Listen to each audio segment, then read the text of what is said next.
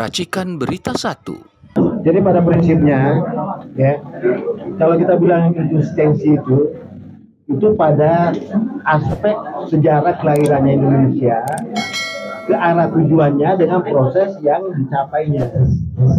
Misalnya, dia ingin mensejahterakan rakyat, ya. Itu di pasal 33. Tapi rakyat disuruh bersaing dengan kapitalisme. Kan demokrasi ekonomi itu kan. Demokrasi ekonomi itu memberi ruang kepada semua pihak untuk bertarung dalam proses ekonomi politik. Nah, kalau BUMN, sistem ekonomi komando kan, BUMN wujudnya sistem kapitalisme kan, konglomerat. Terus sistem kerakyatan, ekonomi kerakyatan. Aktornya adalah koperasi. Ya kalau koperasi BUMN dengan konglomerasi, korporasi disuruh bersaing tiga-tiganya, kira-kira siapa yang menang? Tidak mungkin. Kenapa? Karena ada namanya neoliberalisme. Liberalisme itu adalah di mana kapitalisme menguasai negara. Kalau liberalisme lama tidak ada masalah. Liberalisme lama itu negara masih mampu melawan kapitalisme seperti Amerika Serikat. Tapi kalau sudah neoliberalisme itu sangat berbahaya. Tidak bisa lagi, karena seluruh aparatnya ikut dan aparat ini semua didukung oleh regulasi kan. Jadi tidak ada yang tidak bertentangan dengan aturan, kan aturan dirancang untuk itu. Itu yang salah satu contoh ya, eksistensinya tadi. Misalnya itu, kan ini kan yang merdeka ini kan bangsa Indonesia, ya kan? Nah, kenapa dihapus kata pribumi? Indonesia asli. Kenapa? Pertanyaan saya. Ini masih Indonesia asli, bangsa Indonesia asli itu kan presiden ialah orang Indonesia asli. Itu kan ada di pasal 26. Warga negara ialah orang-orang Indonesia asli dan bangsa lain disahkan ada undang-undang. Tapi pilihan pendiri negara kita adalah dia tidak ingin sistem parlementer, tidak ingin juga sistem presidensil. Gimana? Sistem demokrasi Indonesia sendiri, di mana ada sistem rakyat kan? Nah, ada yang mengatakan, ya demokrasi harus pemilihan umum langsung dong. Siapa bilang Amerika Serikat tidak ada pemilihan langsung kok? Amerika Serikat sendiri takut pemilihan langsung. Loh, kita berani-beraninya. Sementara prasyarat demokrasi, kriteria demokrasi, prosedur demokrasi kita tidak mungkin. Ya kan? Jadi tolong diperbaiki deh. Ini masalah dari saya kira itu. Mau jawab? Silakan. Ya, jadi kita kembali ke Undang-Undang Dasar 45 sesuai dengan ketentuan 1959 itu. Ya, kalau sebagaimana yang tadi sudah saya sampaikan, bahwa kalau kita mau mencapai tujuan yang sudah disepakati, ya, itu harus tetap berdiri orang dari kesepakatan awal. Kesepakatan awal itu adalah perumusan dari bahasa atau kalimat-kalimat yang ada di dalam seluruh pasal-pasal yang ada di dalam Undang-Undang Dasar 45 itu tadi. Jadi ketika dia dimasukkan bahasa-bahasa bahasa-bahasa katakanlah seperti demokrasi ekonomi, itu ibarat memasukkan benda asing ke dalam sebuah tubuh.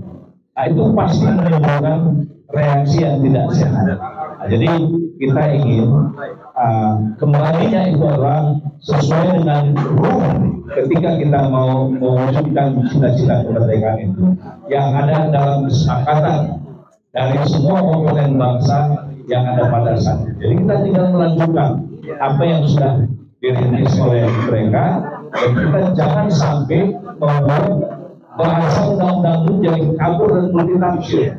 Ya, jadi kesederhanaan redaksi bahasa di dalam Undang-Undang Dasar 45 itu memiliki makna filosofi yang sangat luar biasa. Jadi kita kembali kepada aslinya. Terima kasih.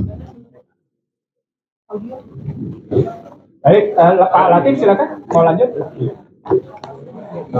Ya. Baik, terima kasih. Saya hanya ingin menyampaikan secara singkat bahwa Undang-Undang Dasar 2002 ini tentu merupakan karya manusia yang tidak terlepas dari kekurangan dan kelemahannya. Itu yang pertama. Yang kedua, ini terbukti dalam praktek kehidupan ketatanegaraan kita. Tujuan negara kita ini semakin jauh, semakin tidak bisa dilakukan dalam upaya pemberian perlindungan, jaminan hak asasi, peningkatan kesejahteraan rakyat, ya, dan penyelenggaraan pemerintahan yang demokratis. Semua itu ini akibat daripada Undang-Undang Dasar 2002. Karena itulah baik dalam konteks konstitusionalitas maupun landasan filosofis, sosiologis yang tadi dikemukakan oleh Pak Dr. Sanudin, itu betul-betul sangat fundamental dasar pemikirannya. Ini bukan acak-acakan mau kembali Undang-Undang Dasar yang notabene banyak orang keberatan. Kalau yang demikian itu tadi sudah pasti kehilangan ya komitmen kebangsawanannya sebagai bangsa yang nasional. Saya kira itu. Ya, makasih dan saya pertanyaan pertama tadi, setelah ini ngapain? Presiden Konstitusi melanjutkan pembahasan perubahan Undang-Undang Dasar. Kami sudah membahas tadi pertanyaan yang paling dan kami sudah membahas kurang lebih dari 36 pasal yang ada di Undang-Undang Dasar 5. Kami sudah membahas kurang lebih 6 pasal. Dan tapi yang kami bahas 6 pasal pertama adalah 6 pasal-pasal inti. Misalnya pasal 1, pasal 2, pasal 3, lalu berkaitan dengan pasal 3. Itu kami sudah bahas, bahkan kami sudah mencoba menyempurnakan tanpa kemudian mengubah aslinya. Kami sudah sampai di sini. Yang kedua tidak lanjut ngapain? Kami akan melanjutkan pembahasan sampai dengan selesai. Tanpa mengubah yang aslinya, tapi kemudian kami mengadendum. Itu memang agenda dari Presiden Konstitusi. Yang ketiga sekarang, gimana konsistensinya? Tadi yang tanya konsistensinya siapa tadi? Ada di sini. Ada pegang ini kan? Pegang. Silakan Anda ambil yang kedua. Gambar kedua. Gambar kedua saja sudah menunjukkan, Anda bayangkan di situ, gambar kedua saja sudah menunjukkan inkonsistensi. Inkonsistensi pertama pada pasal 1 ayat 2. Kedaulatan di tangan rakyat dan dilaksanakan menurut undang-undang. Anda wartawan, ini struktur bahasanya benar apa enggak? Ini pertanyaan sederhana, ini struktur bahasanya benar apa enggak? Dari aspek ini aja kelihatan ada masalah. Berikutnya inkonsistensinya. Anda menggunakan pasal yang namanya pasal 2 ayat 1. MPR terdiri atas anggota DPR dan DPD yang dipilih melalui pemilihan umum. Ini konsisten nggak dengan Pancasila? Tidak. Oke, itu pertanyaan. Berikutnya kita lihat di pasal 6A ayat 2. Pasangan calon presiden dan calon wakil presiden diusulkan oleh partai politik atau gabungan partai politik peserta pemilihan umum sebelum pelaksanaan pemilihan umum. Anda tinggal lihat bagan ini, bagan terakhir ini. Terus lihat bagan di sini. Bagan ini membuktikan inkonsistensi yang mendasar dan mendalam. Jadi dalam perspektif itu kita melihat inkonsistensi teori, konsepsi dan paradigma. Sebagaimana temuan Komisi Konstitusi. Temuan lebih lanjutnya adalah bagaimana kami melihat demokrasi ekonomi yang dianut dalam pasal 33 ayat 4 tidak cocok dengan pasal 33 ayat 1, 2, dan 3. Inkonsisten dia. Inkonsisten secara teori sebagai konsepsi dan paradigma. Lebih lanjut kami melihat lebih dalam lagi. Kita lihat lebih dalam lagi sekarang. Jika presiden adalah pemegang kekuasaan tertinggi, Gubernur sekarang minta persetujuan DPR. Semua balik ke DPR. Anda mau bilang check and balance. Check and balance apa kalau kemudian seperti itu? Dan pada saat yang sama ketika Anda memperlakukan pasal 6 ayat 1, maka sesungguhnya telah terjadi pergeseran kekuasaan itu pada presiden sebagai tadi yang disebut oleh Patrick Ayang Delo. Artinya Undang-Undang Dasar 2002 memperlakukan authoritarian legalism. Ulang. Undang-Undang Dasar 2002 pada hakikatnya merujuk pada pasal 6A ayat 2, dia memperlakukan authoritarian legalism. Itu kita lihat. Jadi kalau sudah politik berantakan, demokrasi berantakan, sosiologi berantakan, ketemu berantakan di ekonomi, maka berantakan negeri kejadian. Apalagi saya tambahin terusin sedikit. Apalagi Anda menerapkan kebijakan perekonomian yang statusnya apa yang kita sebut sebagai financialization. Bangga dengan obligasi berbunga tinggi yang berakibat pada Anda semua yang miskin di sini itu membayar orang kaya. Itu financialization. Itu akibat pasal 33 ayat 4. Itu akibat pemerintah tidak berpihak kepada rakyat. Nah, lebih lanjut, kita ubah.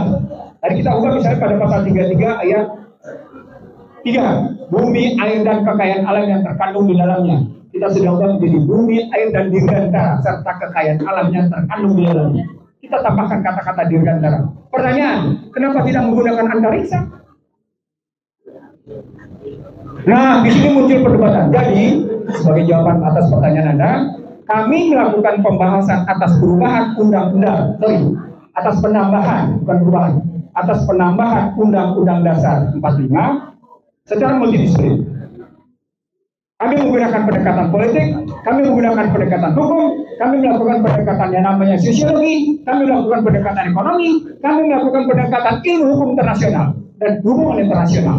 Sehingga kita melihat dalam spektrum yang lebih luas. Begitu pembahasan satu ayat saja bisa makan berjam-jam. Contoh sederhana, Anda ambil otonomi dalam konsensial.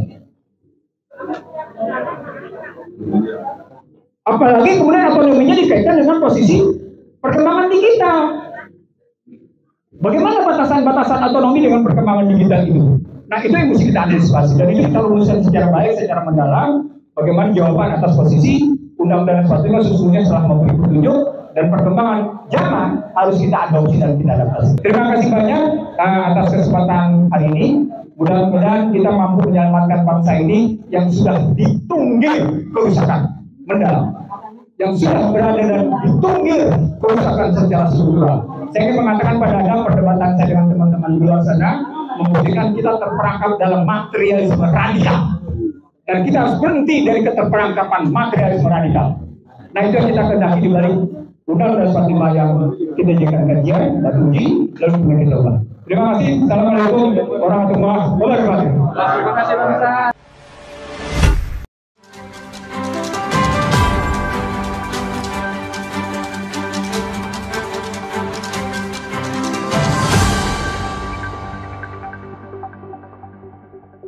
Racikan Berita 1.